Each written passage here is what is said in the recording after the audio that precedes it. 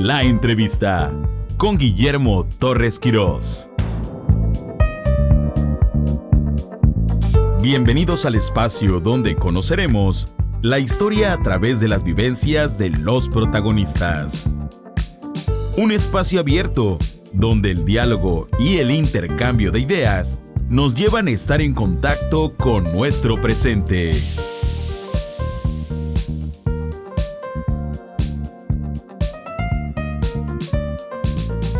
Guillermo Torres Quirós nos invita durante los siguientes 60 minutos a conocer a los personajes clave en la construcción del futuro del país. La entrevista en Más Radio La Paz.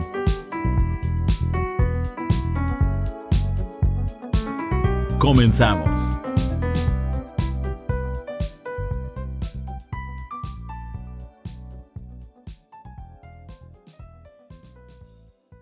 Bueno, pues nuevamente estamos aquí en una edición más de la entrevista con Guillermo Torres Quirós, y en esta ocasión tenemos un invitado de lujo. Él se llama Carlos Alberto Ramírez Ambriz, y entre otras cosas, él es un abogado que también tiene pues ya un largo caminar en la defensa y en la defensa de la vida humana, de la familia, de la dignidad. Y bueno, pues él ha sido desde muy chico muy inquieto en pues ser una voz ahí dura entre algunos proyectos pues que el Estado está Dilo Bien, también estuvo en su momento pues siendo un baluarte importante también a nivel internacional en su momento de la Fundación Child's Life International, y también está actualmente con los abogados cristianos. También dentro de su caminar, nuestro invitado pues ha estado apoyando a otras agrupaciones de manera fuerte, dura, pues siendo no solamente vocero, sino también organizando de alguna manera parte de esta defensa. Mi estimado Carlos, bienvenido aquí a la entrevista. Gracias, Memo. Un gusto estar contigo. Un saludo a todos, tu auditorio. Y aclarando, somos abogados cristianos, pero somos católicos, ¿eh? Que luego Está me bien. preguntan. Bueno, está bien, qué bueno que haces la aclaración. Ahora, preguntarte, mi estimado Carlos, pues cuéntanos un poco, pues un poco tu infancia. ¿Ustedes cuántos hermanos son? Pues yo vengo de una familia de dos hermanos, en total somos tres. Mis padres son oriundos de la Ciudad de México. Fuimos educados en la fe católica. Yo soy abogado, mis padres son abogados, ellos me inculcaron el amor al derecho. Y pues la verdad es que mi familia ha sido muy bendecida. Tengo la fortuna de que mis padres estén vivos, de seguir gozando de sus consejos, de su compañía, y prácticamente las pasiones que me mueven a defender los ideales me la inculcaron ellos. Estoy orgulloso, estoy feliz, estoy contento y agradecido porque Dios me haya permitido nacer en esta familia.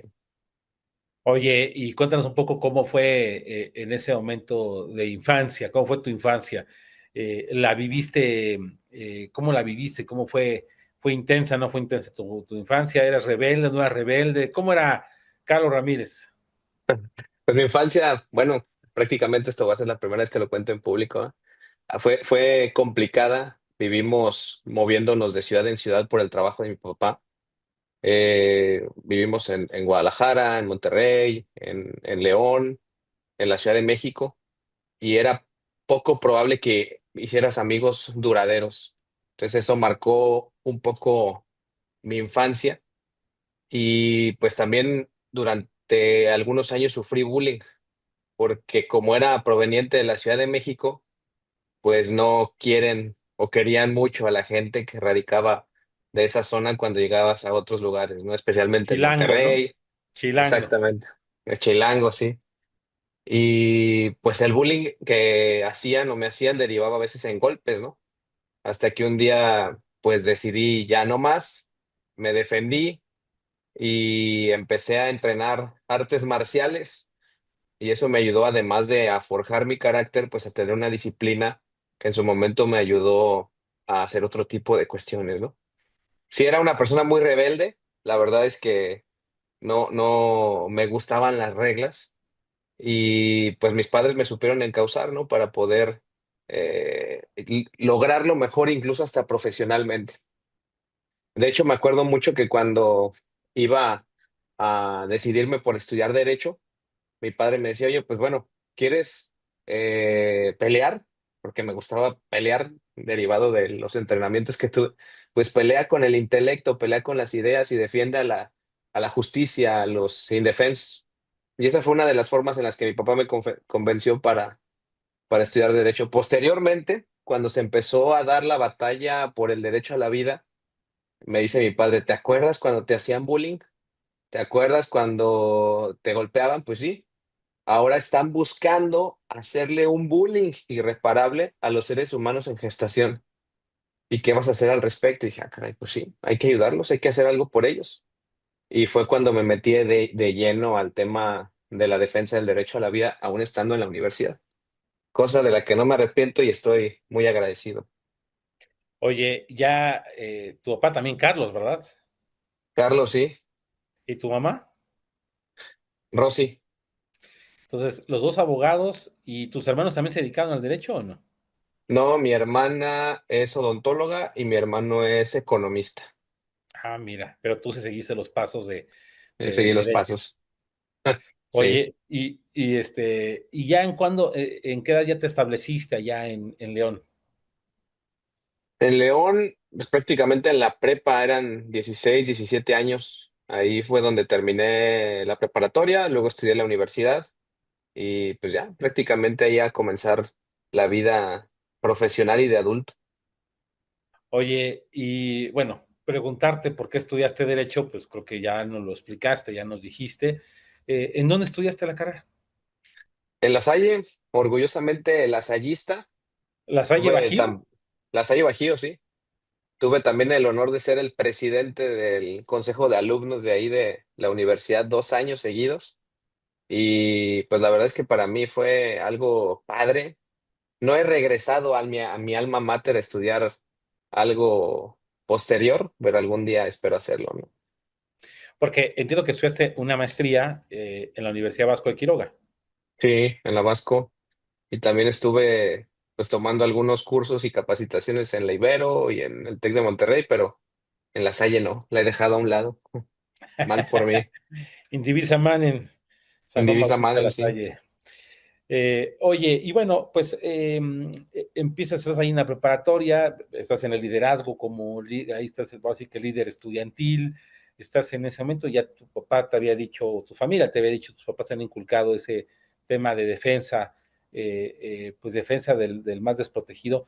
¿En qué momento es cuando ya, pues surge tu vida ya como activista? ¿Qué fue aquel acontecimiento que te dijo, híjole, aquí voy con todo?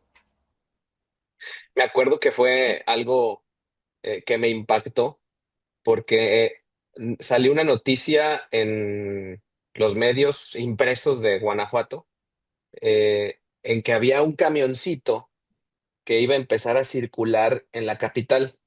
Y ese camioncito lo que estaba promoviendo, entre otras cosas, era que las mujeres podían abortar en pues en ese espacio, ¿no? La verdad es que era algo que no había pasado en Guanajuato, algo nuevo, algo impactante, y pues decidimos investigar un poco al respecto. Eh, la campaña que hicieron, la verdad es que fue muy efectiva, muy intensa, convenció a muchas personas, entre ellas a una buena amiga mía que estaba en aquel entonces liderando un grupo parroquial que tenía un impacto bastante importante en el estado. Y ese impacto que logró en ella, pues la derivó en que abortara y prácticamente su vida pues se transformó.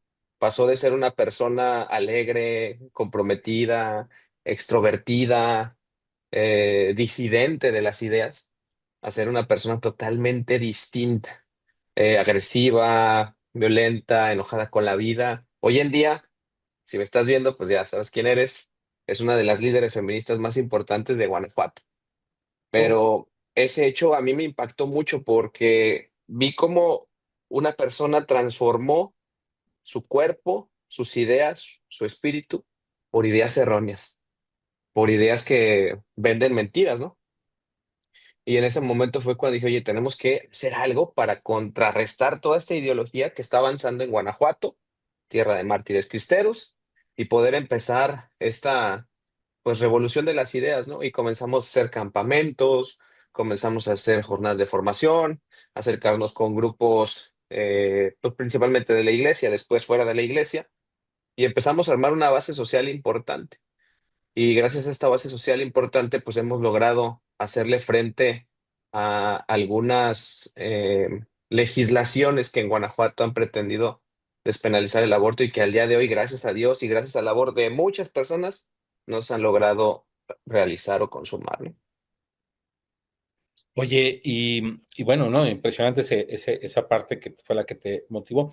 Y recuerdo yo también que hubo, pues, empezaste a participar de manera intensa en Dilo Bien, que me acuerdo que surge como respuesta a, pues, se llevaba a cabo este Congreso Mundial de la Juventud, dime si me equivoco, pero se lleva a cabo ahí esa parte y después tú pues sigues ese movimiento, bueno, nace, pero tú sigues ahí participando.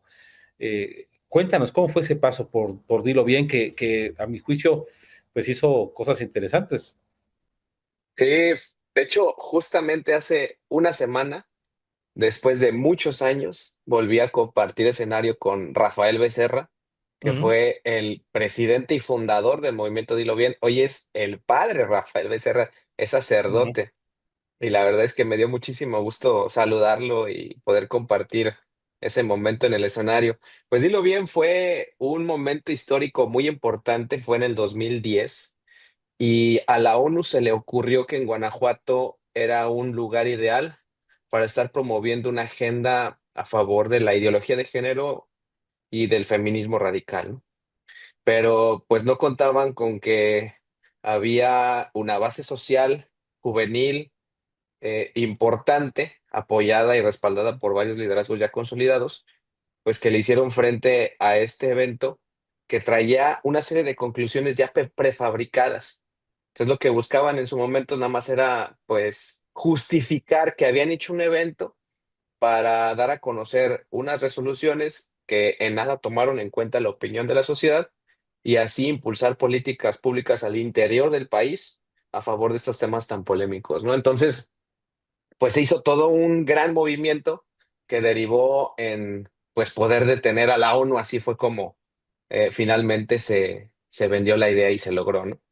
Pues tiempo después yo estuve apoyando en Guanajuato al movimiento y cuando Rafa decide salir por cuestiones personales y de vocación, me pide pues que yo siga adelante con el proyecto a nivel nacional, ¿no? Y para mí fue un momento sumamente valioso de aprendizaje, de proyección personal, y pues tuve la fortuna también de lograr algunas cosas interesantes ya siendo presidente, entre ellas la publicación de un par de libros, el poder lograr que se establecieran algunos protocolos de atención para jóvenes en Puebla, en Veracruz, en Guanajuato, en Querétaro, y pues bueno, es parte de lo que gracias a Dios ha logrado, ¿no? Oye, y yo recuerdo un episodio que se convirtió en una nota nacional, pues que en su momento enfrentaste, pues a quien era considerado alguien, intocable. En ese momento al presidente de la Suprema Corte de Justicia en la Universidad de Guanajuato, en ese momento era Luis María Aguilar, y pues le aventaste ahí, me acuerdo, unos billetes falsos de colores, haciendo alusión a lo LGTB, etcétera. Y bueno, pues ahí te le enfrentaste. Cuéntanos cómo fue ese episodio. Ya pasó años de eso, pero ahí te convertiste en nota nacional. Sí, fue algo muy interesante. Fue un evento que organizaron bueno, la escuela, la Facultad de Derecho, ahí en la Universidad de Guanajuato, y precisamente trajeron al que era entonces presidente de la Corte.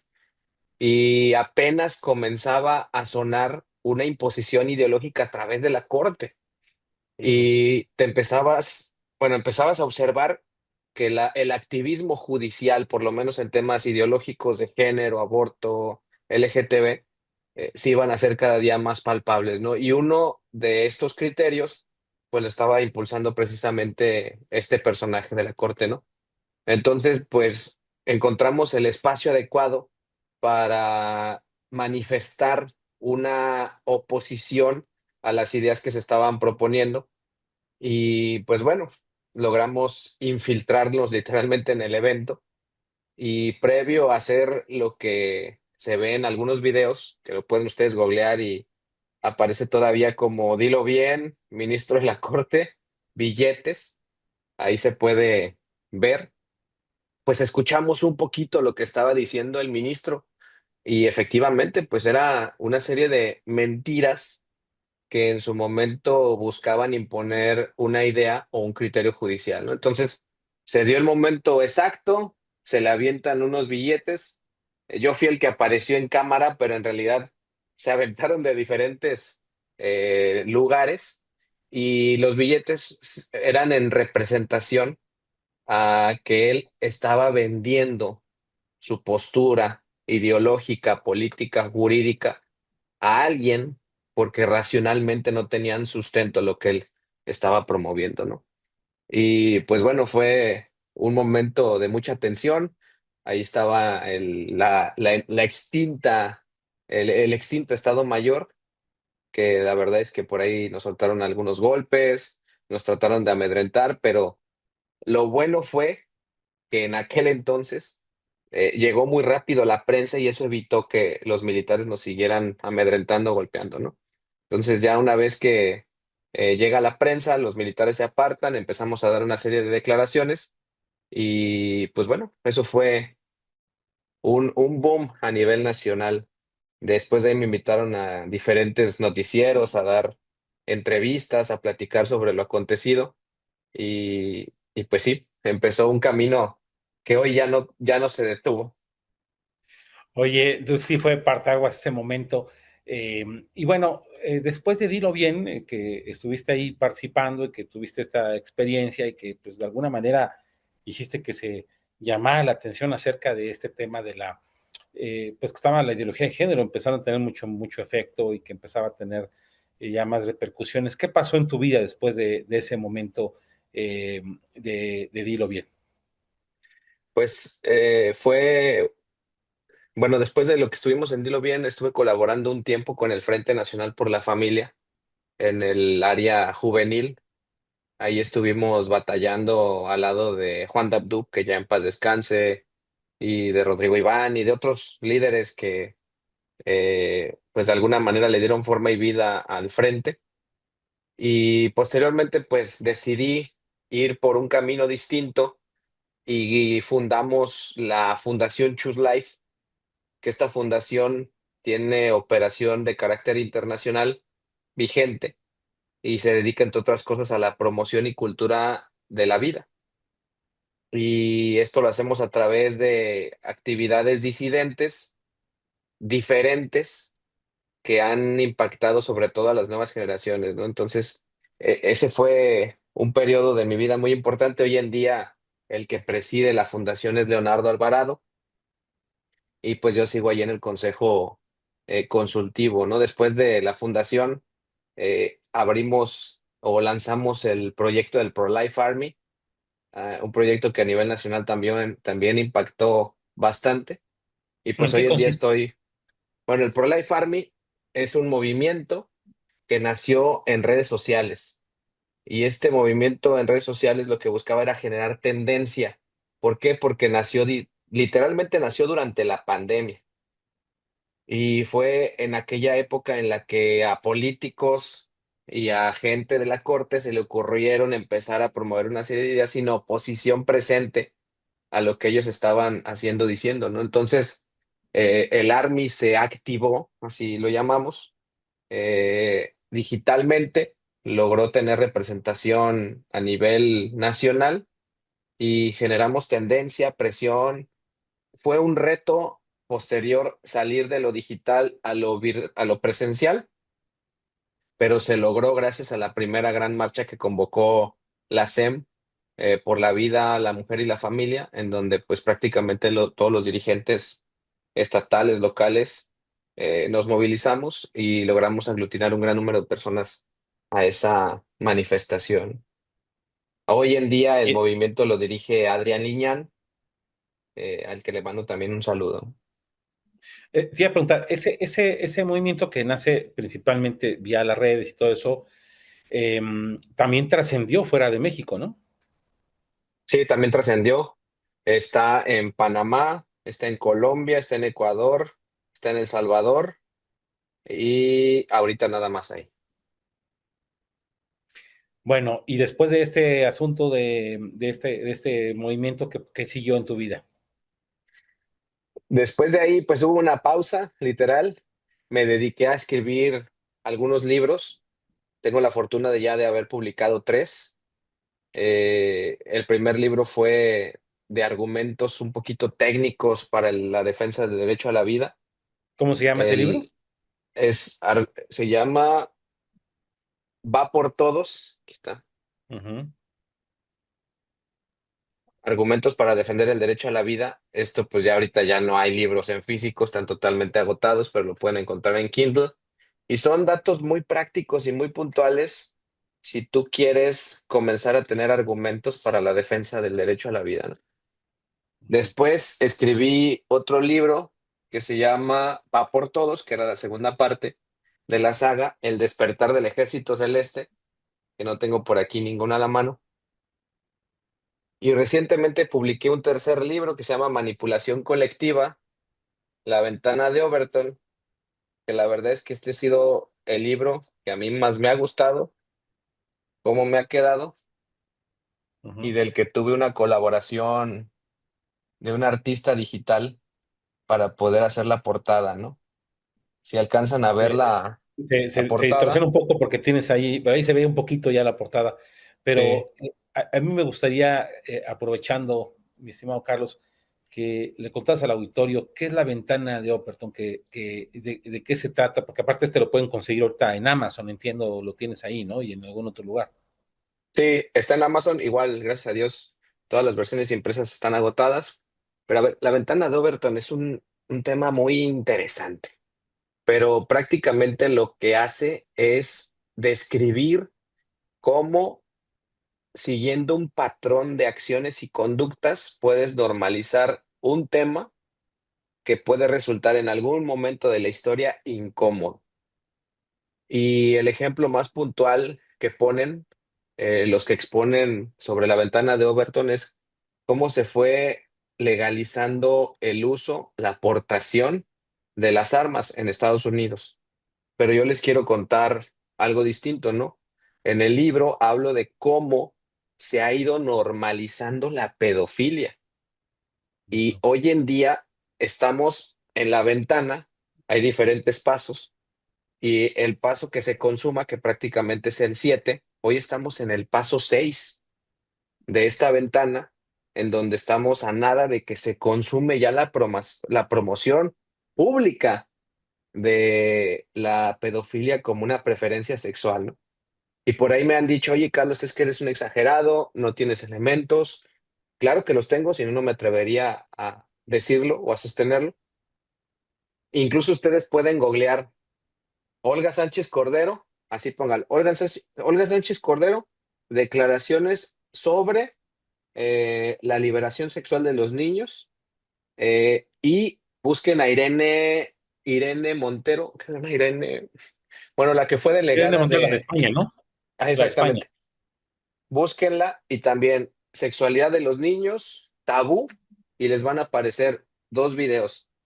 Y todavía hace una semana, Irene Montero nuevamente en la Asamblea en el Congreso Europeo, porque ella es eurodiputada, volvió a decir que los niños deben y pueden ejercer su sexualidad a plenitud. Y tú te preguntas, oye, ¿con quién puede un niño ejercer su sexualidad a plenitud? Pues evidentemente con un adulto, ¿no? ¿quién estaría promoviendo este tipo de liberaciones? Pues aquellas personas que están detrás de la pedofilia, ¿no? Y bueno, hay muchos más elementos. Puedes también verificar lo que dice la Cartilla de los Derechos Sexuales y Reproductivos de las niñas, niños y adolescentes. Y por lo menos hay dos o tres apartados que te pueden dar a entender que hay una promoción de la pedofilia. Y durante el sexenio de Enrique Peña Nieto se publicó la Ley Federal de los Derechos de las Niñas, Niños y Adolescentes, y ahí Ujú. también se contemplan otro tipo de prácticas en contra de los menores, ¿no? Entonces, la ventana de Overton prácticamente te narra, ¿no? Los pasos que se podrían estar dando para normalizar una conducta que hoy es detestable, pero que mañana puede ser aplaudible. Termino. Hoy en día, algo que era antes ilógico de aceptar se acepta, como por ejemplo, me ha tocado preguntarle a un público pensante, oigan, ¿ustedes creen que los hombres pueden transformarse en mujeres? Sí. Oigan, ¿ustedes creen que los hombres pueden dar a luz? Sí. Oigan, ¿ustedes creen que los hombres pueden menstruar? Sí. Racionalmente eso no tiene sentido, pero una parte de la sociedad ya aceptó esa idea. Y esa es una de las consecuencias de la aplicación de la ventana de Overton en el mundo social y político, ¿no? Sí, la verdad es que es un temazo. Yo tengo también la oportunidad de leerlo y de alguna vez explicarlo. Y efectivamente, pues temas que antes se veían pues, con recelo, con miedo por parte de la sociedad, por ejemplo, las uniones entre personas del mismo sexo, hoy en día ya lo toman como algo natural. Incluso el que esté en contra de eso es visto como un retrógrada, es visto como alguien muy conservador, que está fuera de lo políticamente correcto. Y bueno, pues yo creo que si en algún lugar se ha dado este tema de la ventana de Overton, ha sido pues con todos estos temas de la ideología de género, ¿no? Sí, totalmente. Bueno, recientemente Jorge Romero, el actual dirigente del PAN, organizó junto con su séquito el relanzamiento del partido. Y hace un día o dos, no recuerdo, estuvo en una entrevista con Azucena Uresti y él públicamente declara que el PAN va a dejar de lado sus principios y va a promover otro tipo de familias. Y tú dices, bueno, ¿en qué mundo o en qué momento eso era aceptable? Pues antes no. Hoy él está tratando de romper la brecha ideológica de lo que sostenía el PAN y pues para mí, llevándolo a su ruina y su perdición, ¿no? Porque no Que aparte, coincide, ajá, termina. sí, no coincide con lo que distinguía al PAN ideológicamente. Y es abrazar totalmente una ideología irracional y contraria a pues lo que en su momento se defendía como acción nacional, ¿no? Que incluso yo lo que te voy a decir es que, aparte, medio irracional en el sentido de que, pues no desde el punto de vista electoral, pues estamos hablando de 6,000 uniones entre personas del mismo sexo en todo el país, 12,000 personas que, comparado con los 120 millones, ni siquiera te rinde votos. Es decir, viéndolo desde el punto de vista pragmático, quítale esa parte, que me llama la atención cómo incluso sin una lógica, pero como es lo políticamente correcto, como es lo que se tiene que, si lo dices fuera de lo de siempre, pues quedas, puedes ser mal visto, pero mal visto ¿por quién? Por la comentocracia, por ciertos grupos que son los que dominan la opinión. Tú, que has estado en estas trincheras de hace tiempo, ¿cómo has visto también en ese sentido los medios de comunicación y esa manipulación? ¿Cómo la ha sido, ha ido empeorando el tema o ves que de repente hay oportunidades, por ejemplo, para que la gente entienda lo que es la realidad? Vivimos en una época en la que tenemos a un clic de distancia toda la información que queramos. Y aún así, estamos en la época de mayor ignorancia en relación a temas profundos o racionales, ¿no? Los medios de comunicación han sido parte fundamental para la manipulación colectiva de la sociedad o también para segmentar las noticias de acuerdo a lo que le conviene, pues ya sea a sus dueños o a sus financiadores. Pero no nada más son los medios de comunicación tradicional, también son las redes sociales. En las redes sociales encontramos a influencers que pues se han vendido literalmente a un ideario político, a un régimen, para poder hacer ese contrapeso Y muestra de ello, tenemos el reciente caso de Electrolit, en el que se puso en evidencia que el gobierno en turno pagó a una serie de influencers para que empezaran a hablar mal de este producto.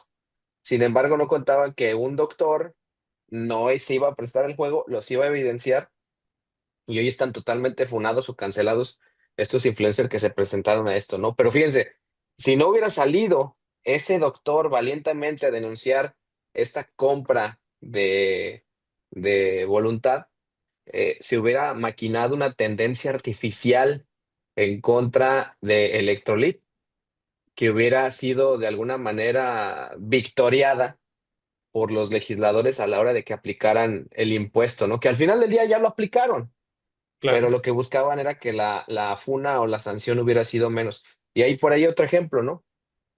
El tema de los vapeadores y el cigarro. Tú dices, oye, a ver, ¿por qué está prohibido el vape? Incluso está la prohibición en la Constitución, que eso es Ujú. irreal. ¿Y por qué no está prohibido el cigarro? Y entonces tú te pones a analizar todas las tendencias artificiales que se crearon a través de los medios de comunicación y a través de los influencers para justificar su prohibición, y entiendes que esto es orquestado, ¿no? ¿Orquestado por quién? Pues por quien tiene el poder o el dinero. Bueno, pues vamos a hacer nuestra pausa del programa. Los invitamos a que sigan escuchando esta entrevista que tenemos en esta ocasión aquí con Carlos Ramírez Ambriz y en un momento más regresamos. Bueno, pues ya estamos aquí de vuelta en la entrevista con Guillermo Torres Quiroz. Estamos entrevistando a Carlos Ramírez de los Abogados Cristianos y que también ha sido un activista en defensa de la vida y la familia y las libertades fundamentales desde hace ya bastante tiempo. Y bueno, pues estamos platicando con él acerca, pues, estamos hablando de de su última publicación, de su último libro, en el que habla sobre la ventana de Overton, y hablamos aquí algunos ejemplos de cómo se ha ido cambiando culturalmente este asunto. Pero retomamos, mi estimado Carlos, tú haces esa pausa, haces ese libro, ¿y qué pasa después en tu vida? Después, pues, tuve la fortuna bueno, a ver, replanteo. Estaba un día en casa, prácticamente atendiendo asuntos personales, y de repente me busca un amigo y me dice, oye, Carlos, ¿ya viste el caso de un muchacho en Ensenada que lo están funando, lo están cancelando porque dio un discurso a favor de la vida, las libertades fundamentales en su graduación? Y yo dije, ay, a ver, pues mándamelo para verlo. La verdad es que no me había enterado. Me manda el video, lo empiezo a ver y digo, ay, wow, qué valiente. Eh, y ya le pregunto, oye, ¿qué está pasando? Y me dice, bueno, pues organizó la comunidad, parte de la comunidad estudiantil, parte de los maestros y parte de la directiva de la universidad, pues para no entregarle su cédula profesional, para no entregarle su título y ponerlo en una lista de profesionales nocivos que atentan supuestamente contra los derechos de la comunidad LGTB, ¿no? Porque entiendo que era psicólogo, ¿no? Sí, es psicólogo, estudió psicología, Cristian. Entonces, bueno, pues busco contactarme con él y ya me cuenta más a grosso modo qué fue lo que pasó, ¿no? Él fue el mejor promedio de su carrera, y al ser el mejor promedio de su carrera, le dan el privilegio de decir el discurso de clausura en la graduación. Y en ese discurso aprovecha él para mandar un mensaje disidente a lo que en su momento se estaba promoviendo al interior de la UABC, que es la Universidad Autónoma de Baja California. Y pues evidentemente esto no cayó bien a estos grupos progres que se dicen ser muy abiertos, pero en realidad se dedican a censurar las opiniones encontradas, ¿no? Contrarias, perdón. Pues le ofrecí llevar su caso porque evidentemente el tema estaba siendo exponencialmente agresivo en su contra, y le ofrecí llevarlo su caso legalmente. Demandamos a la universidad, denunciamos penalmente a los maestros, denunciamos penalmente a sus agresores, denunciamos penalmente a las personas que vandalizaron un local de su familia, y pues llevamos los juicios hasta las últimas instancias y gracias a Dios ganamos, ¿no? se le entrega su título a Cristian, se le entrega su cédula profesional a Cristian y pues se le reconoce socialmente su valentía, ¿no? Hoy en día pues, está trabajando pues sigue adelante, ¿no?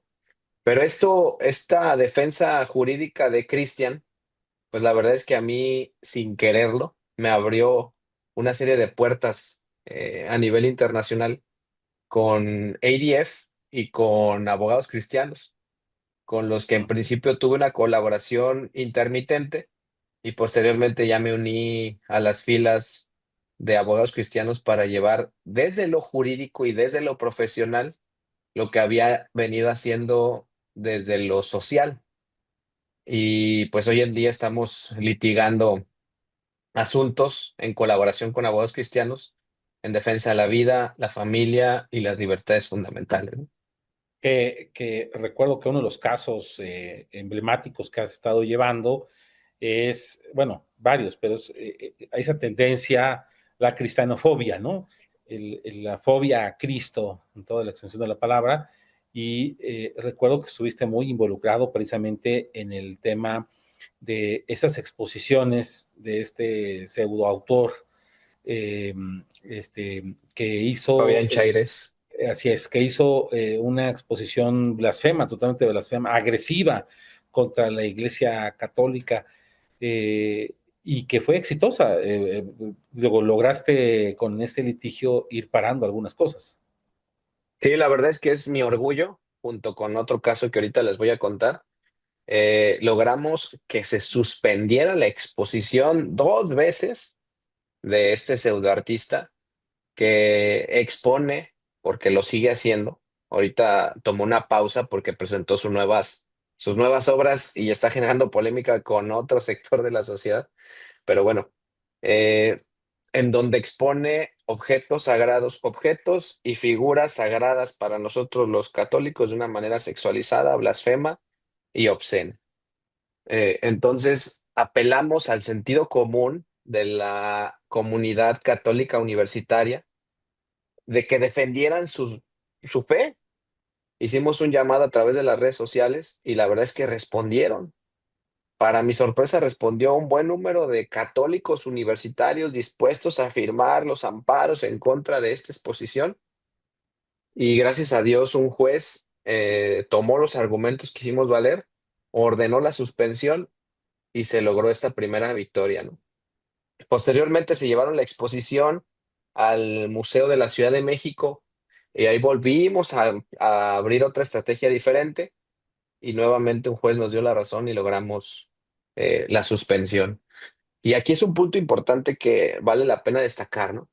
Hay un criterio que estableció la Corte de que la dignidad humana no es exclusiva para un grupo, es aplicable para todos, incluyendo los católicos, porque luego nos hacen a un lado pensando que como somos la mayoría no tenemos derechos sobre las minorías. No, es un derecho colectivo, es un derecho para todos, la dignidad y el respeto obviamente a la libertad religiosa, que no nada más implica que tú puedas ejercer tu fe, sino que también los terceros tienen que respetar tu fe.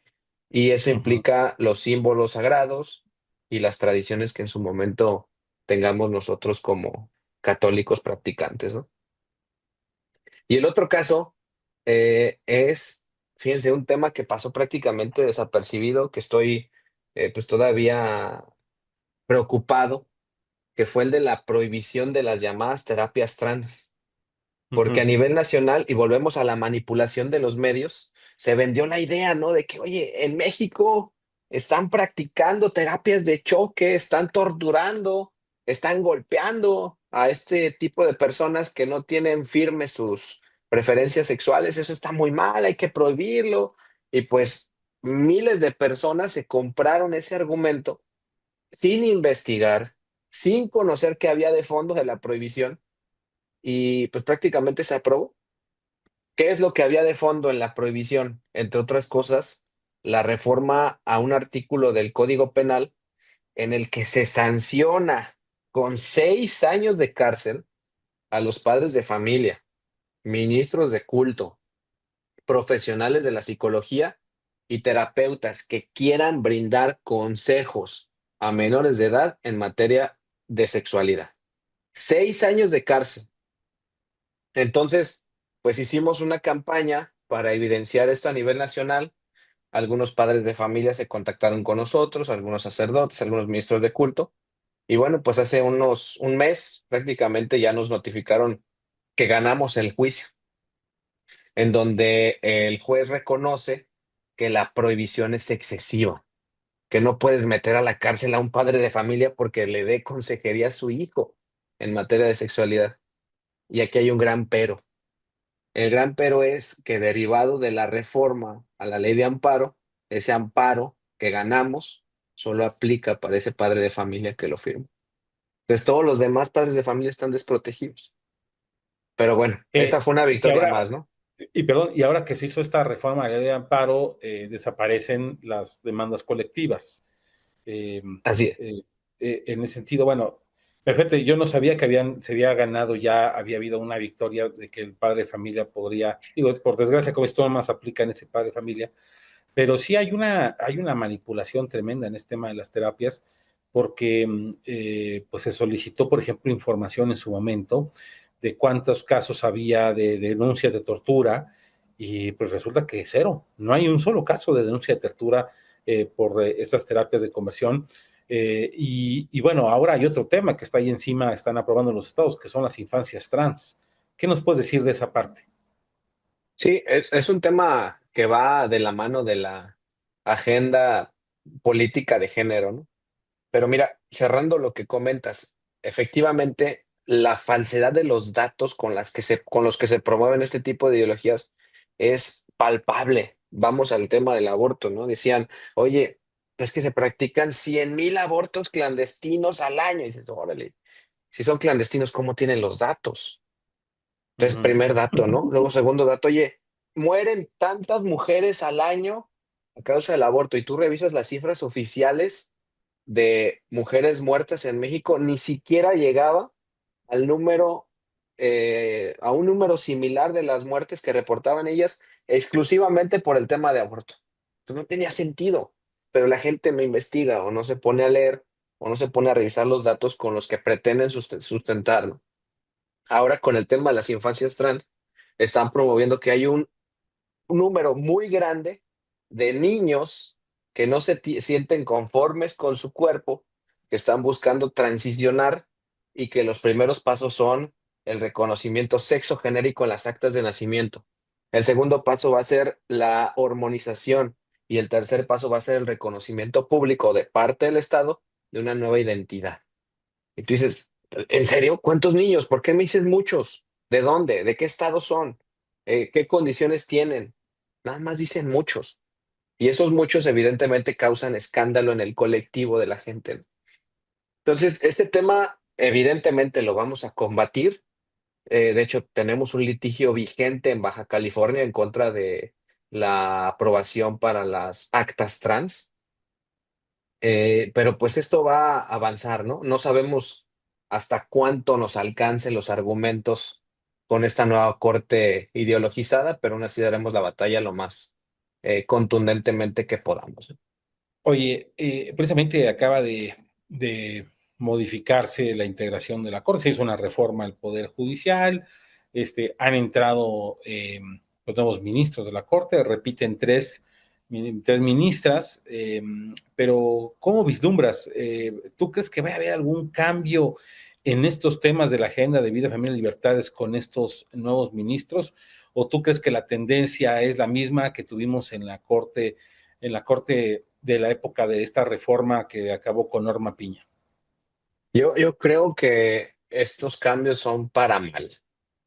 Mira, ahorita estamos llevando 1,600 casos aproximadamente en contra de la aplicación de la curva biométrica. Y antes de que tomaran funciones los nuevos jueces y magistrados, habíamos conseguido una gran cantidad de suspensiones ya definitivas en contra de la aplicación, principalmente de menores de edad. Pues justo hoy estaba revisando los expedientes y me apareció una nota, una notificación donde dice, este expediente queda en suspensión hasta la integración de los nuevos jueces o juzgadores. A partir de ahora se juzgará con perspectiva de género, con perspectiva de no sé qué, bla, bla, bla, bla, bla, bla, bla. Todo el tema ideológico que no era materia, hoy lo estoy viendo en un asunto que no tiene nada que ver. Es un asunto de datos personales. Y en esta notificación me están diciendo que todos los juicios ya se van a estar determinando bajo esa perspectiva, ¿no? Entonces, yo veo un panorama muy complicado, muy complejo. Eh, Hay pendientes dos asuntos que debe de resolver la Corte. Tú los recordarás. Uno de ellos es el tercer asunto sobre la prohibición de los nacimientos en espacios públicos, de los belenes. Y el Ujú. segundo asunto es el de la prohibición de manifestaciones públicas, la prohibición de manifestaciones de fe en espacios públicos. Esos asuntos están ahí en la Corte, no los han resuelto. Entonces, ahí van a ser las dos primeras grandes pruebas de cómo resolverá la Corte si es que llegan al pleno el asunto. Y con ello nos vamos a dar la idea de lo que se avecina para nuestro país, ¿no? Que te voy a decir una cosa, en el caso de las manifestaciones, pues esta nueva corte empezó pues, con una manifestación de fe con chamanes y todo eso. Sería una contradicción si ellos eliminan esa parte, manifestación. Claro, violentando el Estado laico, porque ojo, el Estado laico no significa la prohibición de la fe. Lo han utilizado, evidentemente, los que tienen el poder, pero para prohibir única y exclusivamente la fe católica y promover otro tipo de ideas.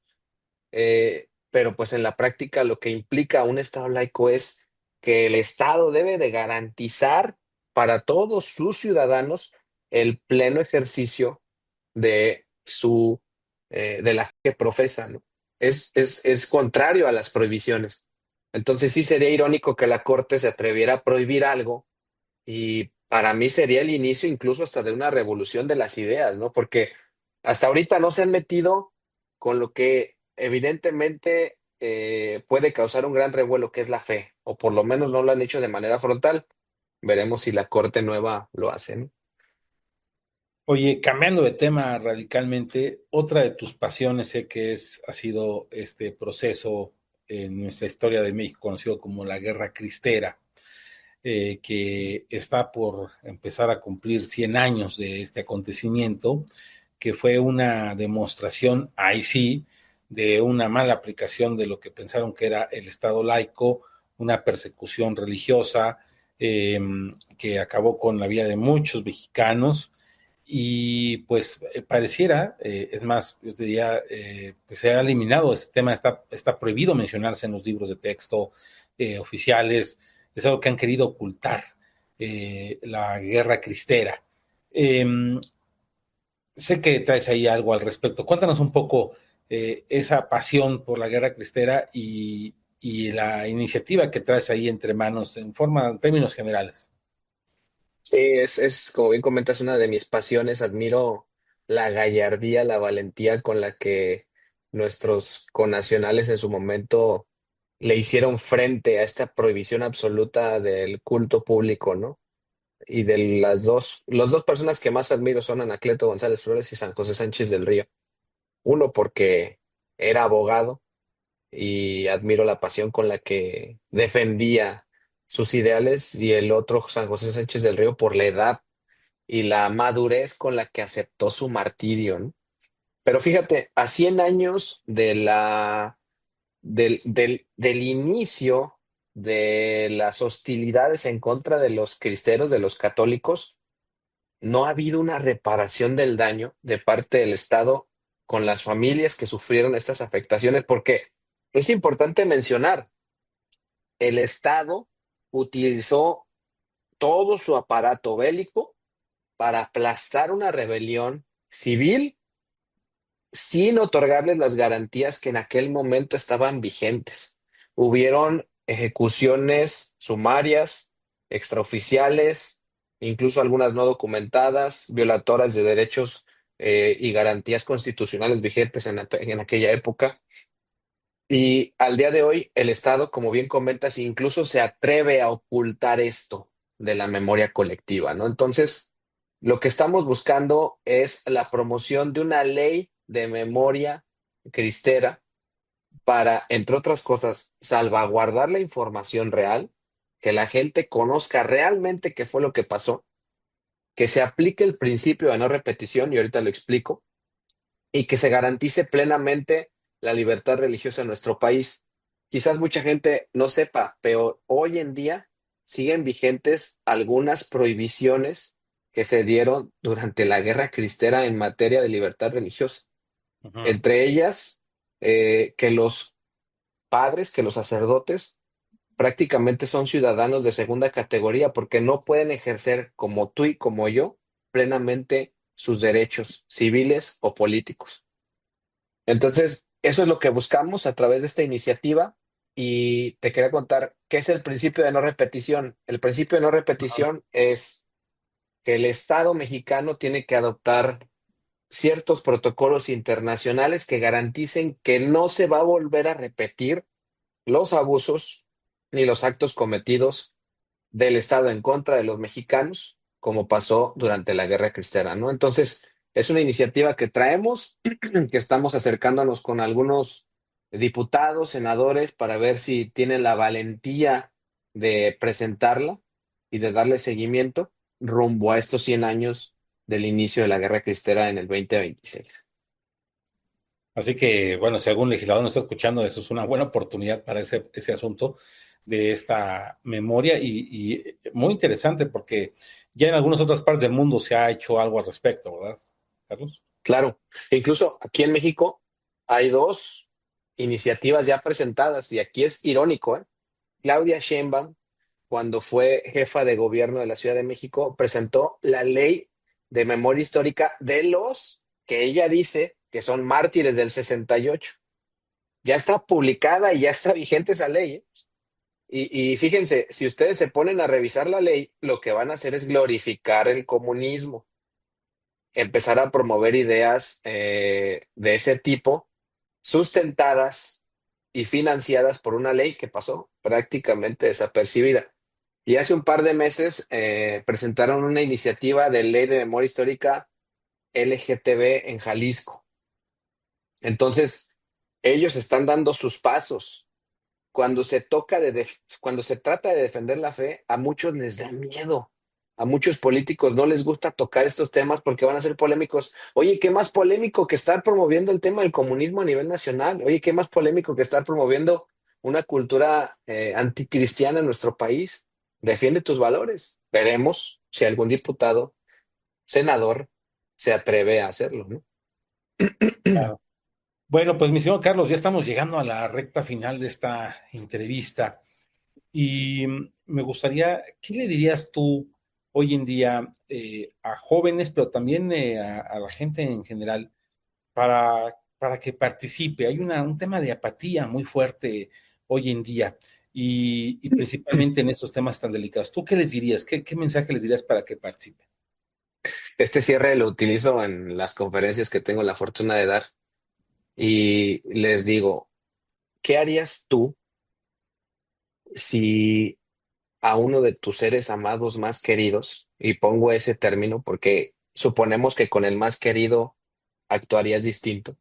¿Qué harías tú si a uno de tus seres amados más queridos llega un extraño y lo empieza a golpear, lo empieza a atacar, lo empieza a amedrentar, lo empieza a amenazar, lo empieza a tratar de manipular? ¿Qué harías tú? ¿Estarías dispuesto a defenderlo, a ponerle un alto, a informarlo? La gran mayoría de las personas dice, sí, estaría dispuesto a defenderlo, a informarlo, a proteger. Bueno, pues hoy en día lo que está pasando en nuestro país y en gran parte del mundo es que hay una serie de agentes externos e internos que están golpeando, atacando y manipulando a tus seres queridos. Están atacando, manipulando a lo que amas, a tu fe. ¿Qué estás haciendo tú para defender? Mi invitación puntual es: atrévete a alzar la voz, a defender lo que amas, y si lo haces, en el camino nos vamos a encontrar, porque ahí estamos luchando juntos en la defensa de los ideales. Eso sería todo, mi estimado Memo. Muchas gracias, mi señor Carlos, pero yo tengo una última pregunta, es una pregunta ya más personal, que siempre le hago a los que entrevisto aquí en este espacio. Y en esta ocasión, luego, queramos o no, pues siempre hay una realidad, va a pasar tarde o temprano que pues por algún momento dejamos de existir, ¿verdad? Mm. Y si tuvieras la oportunidad de decirle un último mensaje eh, de vida a don Carlos, a doña Rosy, a tus hermanos y en especial a Luz Alejandra, ¿qué les dirías como tu mensaje final de vida? A mis padres, espero haber hecho eh, mis labores a tal grado que les enorgulleciera. A mi esposa, a Luz Alejandra, que la amé hasta el final de mis días. Y si llego a tener hijos, que estoy luchando por ellos hoy en día y hasta el final. Pues mi estimado Carlos, muchas gracias por este espacio. 40 años de edad, ¿verdad, Carlos? 39. 39, ya casi 40, Eh, ya casi 40. sí, Ya un largo recorrido por estos temas y que sé que te apasionan y sé que estás ahí.